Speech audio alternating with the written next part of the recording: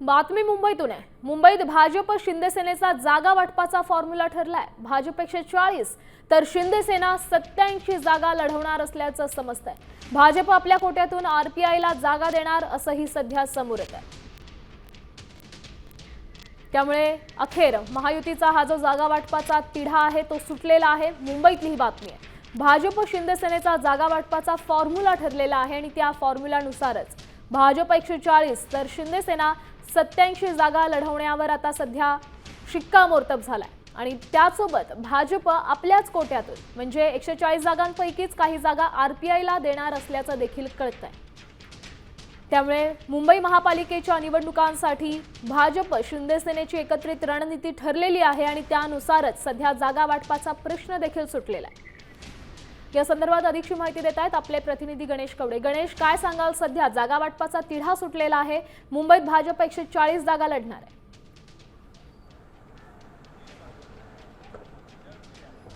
नक्कीच मुंबईतल्या महानगरपालिकेचा तिढा आहे तो जवळपास सुटला असंच म्हणावं लागणार आहे, कारण की भाजपकडून आहे ते 140 जागा लढवण्यासाठी ठाम झाल्याचं कळतं। तर एकनाथ शिंदे यांच्या शिवसेनेकडून 87 जागा आहेत त्या लढल्या जातील। प्रामुख्याने जर बघितलं असेल तर गेल्या काही दिवसापासून एकनाथ शिंदे यांच्या शिवसेनेकडून आहेत किमान 100 जागा सोडण्यात यावे ही प्रामुख्याने मागणी होती। मात्र ते न होता जी गेल्या वेळेस खरं तर शिवसेना जी आहे ती 84 जागेवर जिंकली होती त्यापेक्षा आहे ते जास्त जागा म्हणजे 4 जागा जास्त देऊन आहे त्या खरं तर एकनाथ शिंदे यांना 87 जागांपर्यंत ह्या सगळ्या जागा आहेत त्या दिलेल्या पाहायला मिळतात। तर भाजप आहे ते 140 जागावर लढणार असल्याचं सांगितलं जात आहे। मात्र भाजपतल्याच कोट्यातल्या 3 ते 4 जागा आहेत त्या आरपीआयला देखील आहे त्या सोडण्यात येणार आहेत। मात्र ज्या काही आरपीआयला सोडण्यात येणाऱ्या जागा आहेत त्या देखील भाजपच्या तिकीट आहे याच्यावरच आहे त्या निवडणूक लढणार असल्याचं सांगितलं जात आहे। त्यामुळे भाजपच्या चिन्हावर आहे ते जवळपास 140 जागा आहेत ते लढल्या जातील आणि एकनाथ शिंदे यांच्या शिवसेनेच्या म्हणजे धनुष्यबाण